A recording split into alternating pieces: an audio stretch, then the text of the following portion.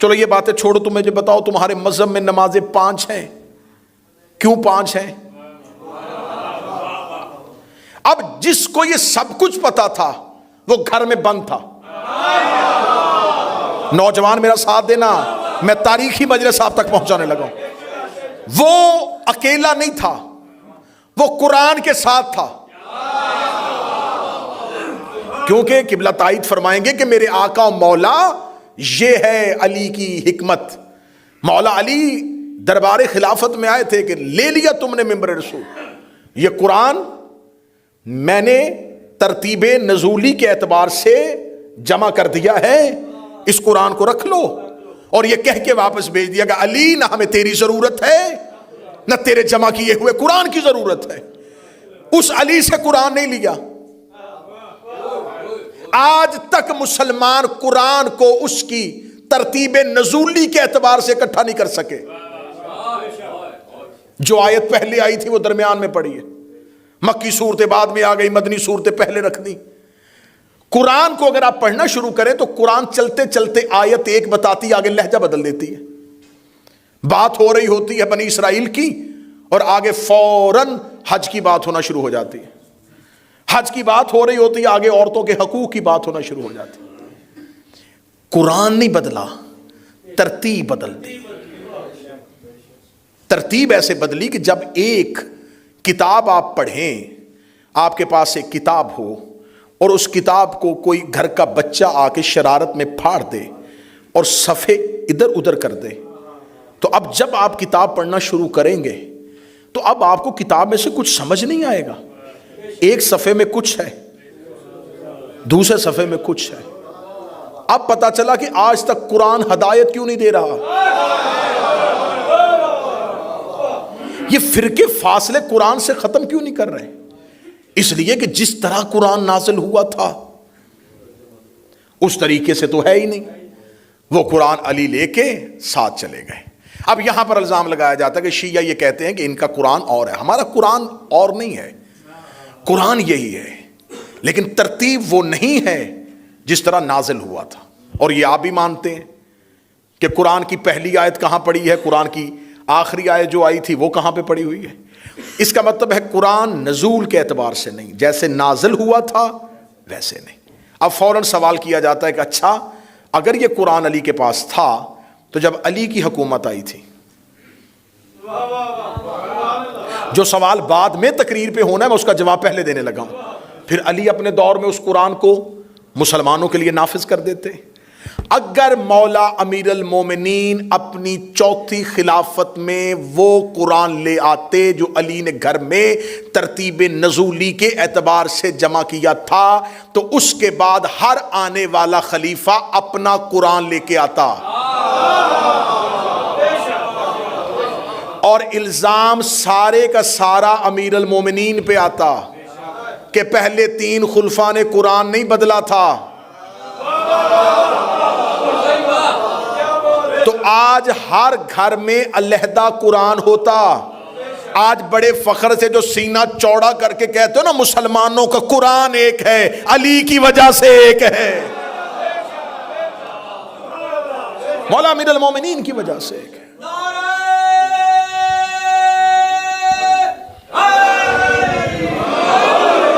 اب امیر المومنین تو بیٹھ کے گھر، اب لوگ آنا شروع ہو گئے، اشاعت اسلام پھیل رہی ہے.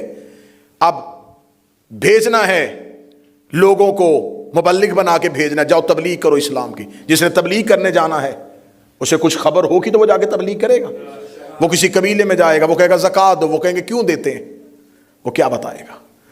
اب جس کے پاس سارے راز تھے وہ گھر کے اندر ہے، اس سے مدد لینی نہیں تھی. اب اپنا دین بنانا شروع کیا. اب سب سے پہلا حملہ یہ ہوا کہ نماز کا طریقہ بدلو. میں کہانی کھول رہا ہوں. اگر طریقہ وہی رہا جو علی کا ہے تو پھر ہم میں اور اس میں کیا فرق ہوگا. پھر جب طریقہ بدلا تو طریقہ قرآن کی آیت سے نہیں بدلا. قادسیہ سے غلام آئے قیدی، انہیں کھڑا کیا گیا، وہ ہاتھ باندھ کے سر جھکا کے کھڑے تھے تو کسی نے دیکھ کے کہا کتنا عاجز ہے یہ طریقہ. کتنا رحم آیا مجھے انہیں دیکھ کے. اگر مسلمان بھی اللہ کی بارگاہ میں ایسے جائیں تو اللہ کتنا رحم کرے گا. چلو کل سے ہم نماز ایسے پڑھیں گے. یہ کیسے ہوا؟ میں حقائق پڑھ رہا ہوں. یہ کیسے ہوا؟ قرآن کی آیت سے نہیں، ایک ذاتی سوچ سے. یہ کس نے بدلا؟ اگلی سطر مجھے آخری بندے تک تائی چاہیے. یہ اس نے طریقہ بدلا جس نے زہرا سے کہا تھا کہ کہاں لکھا ہوا ہے.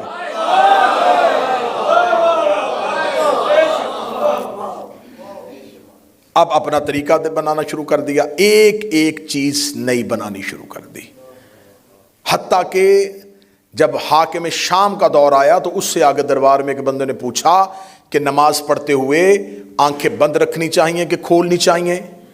اسے کہا مسجد میں جا کے علی کے کسی شیعہ کو دیکھنا، اگر وہ بند کرتا ہو تم کھول لینا، وہ کھولتا ہو تو بند کر لینا. یہ میں باعث مزاح بات نہیں کر رہا کہ دین بنایا جا رہا تھا علی کی مخالفت میں. جو علی کرے گا ہم نہیں کریں گے، جو علی کہے گا وہ ہم نہیں کریں گے. آج فرق کیا ہوا؟ آج اثر کیا ہوا؟ آج ہم سے سوال کیا جاتا ہے حضور ماتم کرتے ہو، کہاں لکھا ہے؟ قرآن میں کہاں لکھا ہے؟ کڑی پہننا قرآن میں کہاں لکھا ہے؟ زلجنا نکالنا قرآن میں کہاں لکھا ہے؟ اچھا ہمیں فخر ہے، میں جب بھی اب یہ بات کرتا ہوں تو میں ممبر سے اپنی قوم سے کہا کرتا ہوں فخر کیا کرو، ہم علی کے نوکر ہیں. ساری زندگی خلافتوں نے سوال علی ہی سے کیا تھا. جو چپ بیٹھے ہو تمہاری اپنی مرضی ہے. ہر سوال علی سے آ کے کرتے تھے، علی یہ کہاں لکھا ہے، علی یہ کہاں لکھا ہے، علی یہ کہاں لکھا ہے. زندگی میں علی بتاتے رہے، اب علی والوں سے پوچھا جا رہا ہے یہ کہاں لکھا ہے، یہ کہاں لکھا ہے، یہ کہاں لکھا ہے. تو میں کہا کرتا ہوں کہ اگر ہم بتا بھی دیں کہاں لکھا ہے آپ نے پھر بھی نہیں کرنا تو آپ کس لیے دیکھنا چاہتے؟ اگر آپ نے سب کچھ قرآن ہی سے دیکھنا ہے تو میں آج آخری مجلس میں سوال رکھ رہا ہوں آپ کے سامنے، یہ جو آپ نے نبی کے بعد طریقہ خلافت کا لیا یہ قرآن میں کہاں لکھا ہے؟ بات ختم کرنے لگا ہوں جی، جھگڑے آسان کرنے لگا ہوں، لڑائیاں ختم کرنے لگا ہوں، شیعہ سنی کو ایک دوسرے کے قریب کرنے لگا ہوں. جائیں جا کے مذہب اہل سنت کے بڑے سے بڑے سکولر کو اٹھا لینا، اس کی کتاب اٹھا لینا، اگر زندہ ہے تو اس سے جا کے پوچھ لینا کہ ہمیں بتائیں کہ سنت کسے کہتے ہیں اور بدعت کسے کہتے ہیں. اس کا سنت آسان ترین ترجمہ یہ ہے، نبی جو کام کہے اور کرے اس پر عمل کرنا اسے سنت کہتے ہیں. نبی جو زندگی میں کہے اور کرے اس کو کرنا اسے سنت کہا جائے. یہ آسان ترین ترجمہ ہے. نبی اپنی زندگی میں جس کام کا حکم دے اور جو کر کے دکھائے اس پر عمل کرنا اسے سنت کہتے ہیں. ہم نے اہل سنت کے علماء سے پوچھا بدعت کسے کہتے ہیں؟ اس کا جو کام نبی نے اپنی زندگی میں نہ کیا ہو اور نبی کے بعد کیا جائے اسے بدعت کہتے ہیں. اس کا مطلب سنت وہ جو نبی کہے اور کرے، بدعت وہ جو نبی کے بعد شروع ہو. اگر گھر میں بیٹھ کے گالی دینی ہے تیری اپنی مرضی ہے، سوشل میڈیا پہ میرے مذہب کا مذاق اڑانا تیری مرضی ہے، ورنہ حقیقت میں تیری گردن کے اوپر لے کے کھڑا ہو. تیرے علماء نے مانا ہے جو نبی کہے اور کرے وہ سنت، جو نبی کی زندگی میں نہ ہو اور بعد میں ہو وہ بدعت ہے. پھر تجھے ماننا پڑے گا غدیر نبی کی زندگی میں تھا، سقیفہ نبی کے بعد تھا. غدیر سنت ہے، سقیفہ بدعت ہے.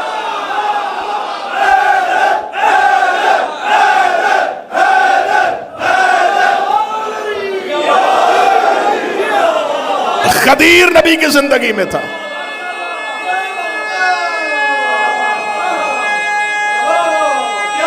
بسم اللہ. غدیر نبی کی زندگی میں تھا، سقیفہ نبی کے بعد تھا. اور یہ فیصلہ تیرے علماء کر چکے ہیں، جو زندگی میں کہے اور کر کے دکھائے. غدیر میں منہ سے کہہ رہا تھا، ہاتھ پکڑ کے دکھا رہا.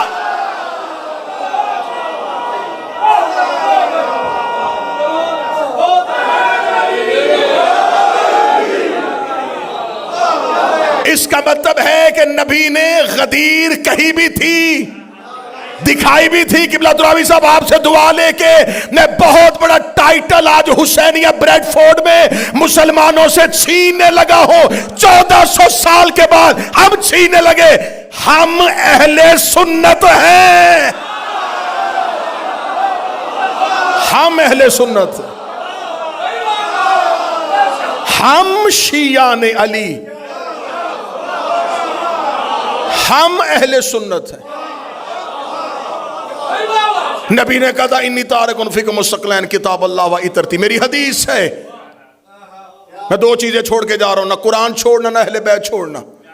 ہم نے نبی کے بعد کٹ گئے، مر گئے، اکیلے ہو گئے، تھوڑے ہو گئے، زندانوں میں پھینکے گئے، سولیوں پہ لٹکائے گئے، نہ ہم نے قرآن چھوڑا نہ ہم نے اہل بیت چھوڑی، بندے چپ ہو گئے، ہم ہی اہل حدیث ہیں،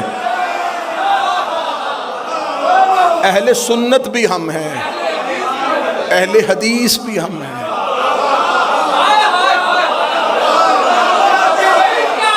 سنت پر بھی عمل ہم نے کیا، حدیث پر بھی عمل ہم نے کیا۔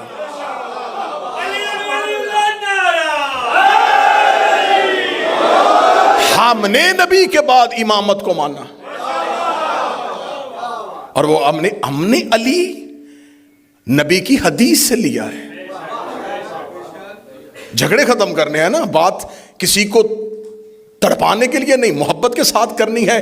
جہاں تک میری آواز ہے میں اہل سنت سے کہہ رہا ہوں، رسول اگر غدیر میں حضرت ابو بکر کو مولا بنا دیتے ہم انہیں مان لیتے۔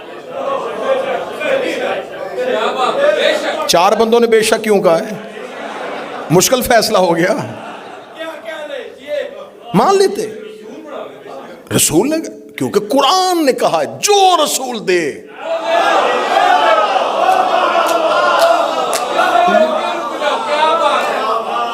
جسے روکے اسے رک جاؤ، رسول نے ہمیں علی دیا۔